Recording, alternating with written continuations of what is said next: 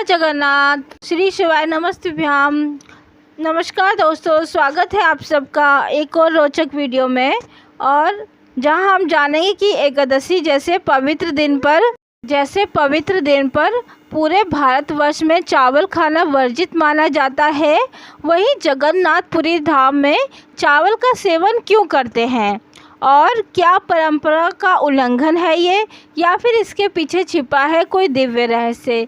चलिए जानते हैं इस अद्भुत परंपरा को कि क्या पौराणिक कथा है, क्या रहस्य है कि एकादशी के दिन चावल खाया जाता है जगन्नाथपुरी में। एकादशी हिंदू पंचांग के अनुसार हर माह में 2 बार आती है, एक शुक्ल पक्ष में और दूसरी आती है कृष्ण पक्ष में। यह दिन भगवान विष्णु को समर्पित होता है और शास्त्रों के अनुसार एकादशी के दिन उपवास रखने से, व्रत करने से, भक्ति में लीन रहने से जन्मों जन्मांतर के पाप नष्ट हो जाते हैं।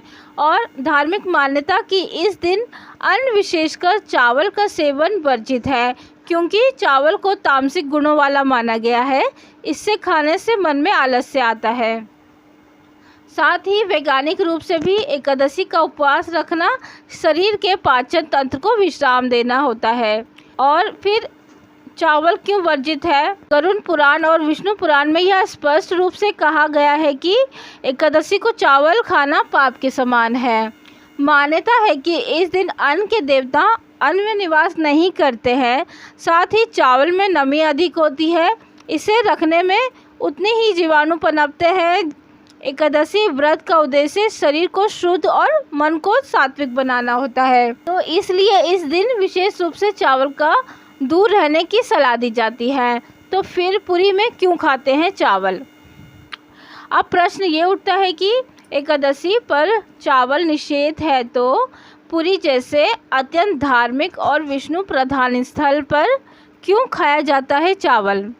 इसका उत्तर छिपा है भगवान जगन्नाथ की महिमा और उनकी दिव्य इच्छाओं में। पुरी में भगवान जगन्नाथ को एकादशी के दिन भी चावल का भोग लगाया जाता है और यही प्रसाद भक्तों को वितरण किया जाता है।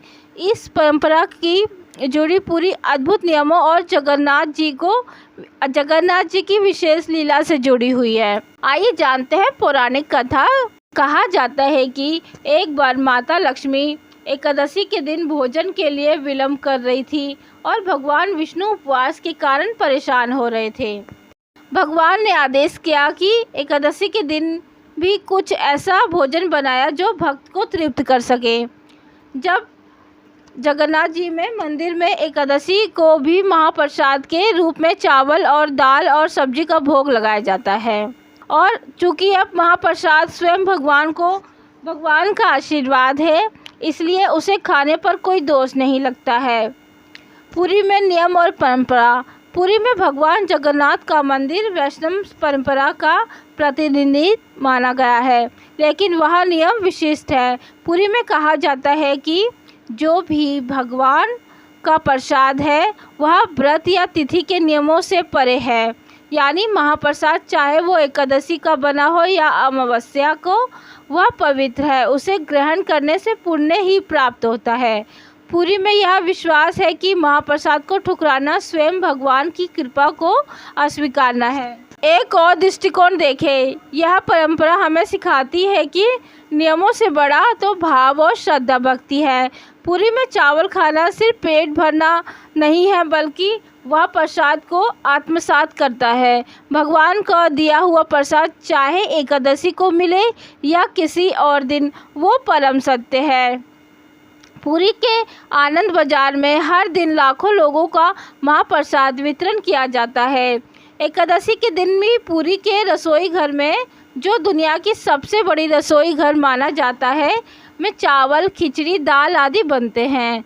वहाँ से सेवायत या पुजारी और भक्त एकादशी को भी चावल ग्रहण करते हैं, क्योंकि ये सेवा का हिस्सा है। तो दोस्तों, जहाँ तक एक और एकादशी को चावल वर्जित माना गया है, और वहीं पूरी भगवान जगन्नाथ की इच्छा और लीला से वह पुण्य का कारण बन जाता है। और हमें यह सिखाता है कि धर्म के नियमों के पीछे जो उद्देश्य है वो भक्ति और समर्पण की भावना है। यदि कोई कार्य भगवान की सेवा और प्रसन्नता के लिए किया जा रहा है तो वो सर्वोच्च है। अगर आपको यह जानकारी पसंद आई हो तो वीडियो को लाइक ज़रूर करें, अपने दोस्तों के साथ शेयर करें, चैनल को सब्सक्राइब करना ना भूलें। आपका कोई विचार या परंपरा के बारे में, क्या आप पूरी जाकर एकादशी के दिन महाप्रसाद लेना चाहेंगे? कमेंट करके ज़रूर बताइए। तब तक के लिए राधे राधे, जय जगन्नाथ, श्री शिवाय नमस्तुभ्याम।